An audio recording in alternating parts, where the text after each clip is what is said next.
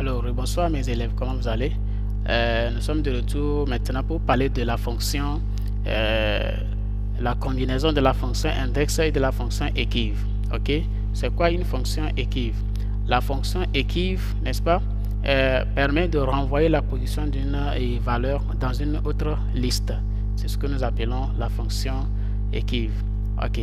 Avec la fonction index et la fonction equiv, nous allons pouvoir renvoyer maintenant la position d'une autre valeur, dans une autre liste.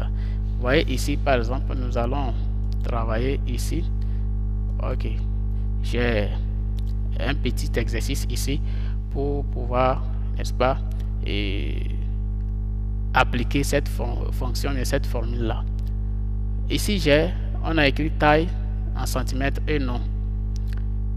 Vous avez les noms ici, les tailles ici, et vous avez les noms des personnes qui portent ces tailles là.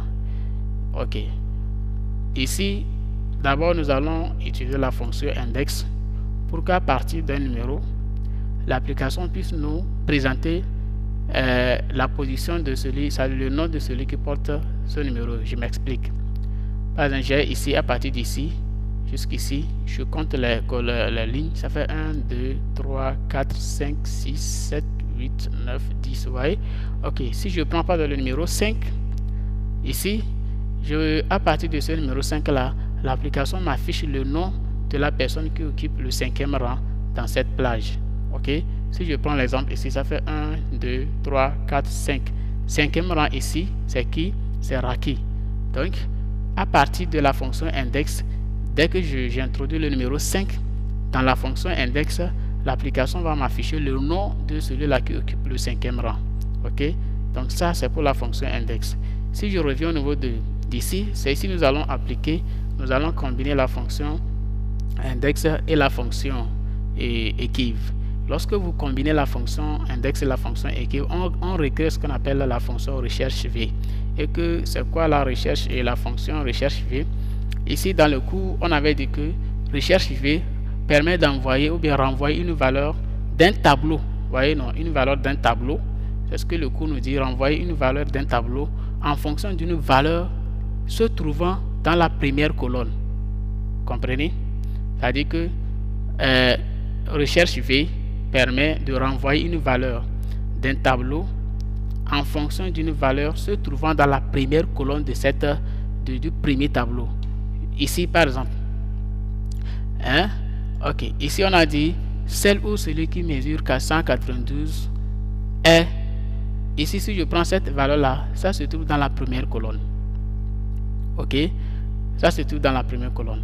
Ok, maintenant avec la fonction equiv et avec la fonction recherche V, cela va nous permettre de trouver la valeur de celui qui est ici, et la valeur 192, la valeur de 192 qui est ici, et la valeur 192 qui est ici va nous renvoyer le nom de celui qui porte cette valeur dans cette cellule. C'est ce que nous voulons montrer, c'est ça que nous voulons faire.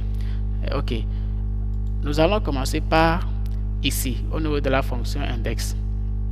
Ok, qu'est-ce que nous allons faire ici? Nous allons à partir du numéro simple comme ça avoir le nom de ces personnes là qui sont ici.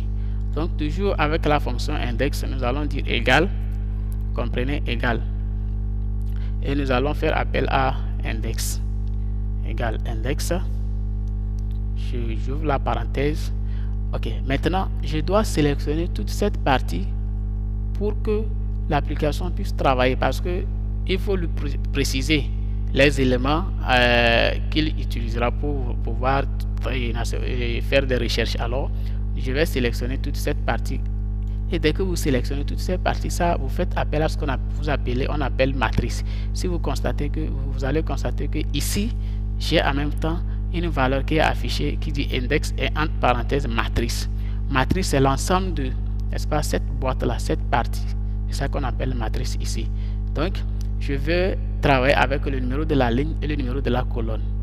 Ok, alors ici je mets point virgule, et qu'est-ce que je vais rechercher? Je voudrais attribuer un numéro. Si je prends ici 1 2 3 4 5, je prends le numéro 5 par exemple, le numéro 5. Le numéro 5 ici correspond à qui dans cette colonne? Le numéro 5, c'est-à-dire cinquième personne dans cette plage correspond à Raki. Vous allez compter avec moi. 1, 2, 3, 4, 5. Vous voyez, c'est Raki. Ok, c'est ce que nous voulons faire. Alors, je dis maintenant égal index. J'ouvre la parenthèse. Je dois sélectionner toute cette matrice d'abord. Et je viens. Ok, alors maintenant, je mets point virgule ici. Je propose un numéro au hasard. Bon, je dis le numéro 5. Et nous allons voir est-ce que c'est vraiment qui est la cinquième personne sur la colonne B dans cette plage. Je mets 5. Ok, puisque ici nous voudrons à partir de ce numéro là, l'application nous affiche le nom. Nous avons un tableau de 2 colonnes. Première colonne qui est constituée de taille, deuxième colonne qui est constituée de nom. Alors nous voulons ici à partir de le numéro 5 que l'application nous affiche le numéro, les noms. Or, donc les noms sont dans quelle colonne? Colonne 2. Donc nous allons mettre 2 là-bas, fermons la parenthèse, nous appuyons sur la touche entrée. Vous voyez que ici nous avons Raki. Et si nous comptons 1, 2, 3, 4, 5, c'est Raki. Vous voyez? Je reviens ici parce que si je mets 6, la formule qui est affichée là-bas toujours. Hein. Si je mets 6 là-bas, je mets 6, que je valide, voilà que c'est Moustapha qui est sorti. Vous voyez? Donc, etc. Ça, c'est pour la valeur, donc la fonction index. Ok. Nous allons revenir ici maintenant pour utiliser la fonction équive. Ok. D'accord. Ici, qu'est-ce que nous allons faire? Nous allons combiner la fonction équive et la fonction index pour pouvoir recréer ce qu'on appelle la recherche V. Pour que l'application puisse nous renvoyer la valeur, n'est-ce pas? La position d'une valeur d'un tableau dans une autre liste. Ok. Ici, je vais à partir de ce numéro trouver la personne qui porte ou bien qui mesure 192. Donc, je vais toujours utiliser la valeur index. Je dis index égale index, j'ouvre la parenthèse toujours. Donc, je fais appel à tout ici cette plage. Donc, j'ouvre une matrice ici. Et qu'est-ce que je vais faire? Je mets un point virgule. Et alors, avec la valeur équive, la fonction équive plutôt, donc, je vais maintenant, qu'est-ce que je vais faire? Ici, je vais demander à l'application d'aller prendre cette valeur qui est E92 et E17, c'est-à-dire 192. D'aller ici chercher ça. Et lorsqu'il va chercher la valeur là, si l'application voit que la valeur là se trouve ici, qu'elle me donne le nom de celui qui porte cette valeur. C'est ce que je suis en train de dire à mon application. Va, n'est-ce pas, dans cette partie là, cherche-moi celui-là qui porte, n'est-ce pas, et le nom de celui-là qui porte 192. Ok, donc en ce moment je mets point virgule.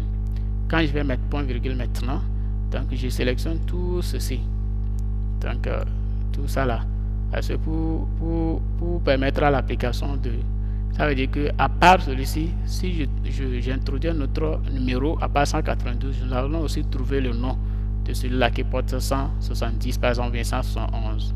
C'est pourquoi nous avons sélectionné ce tableau. Ok, maintenant qu'est-ce que nous allons faire? Nous allons fermer la parenthèse.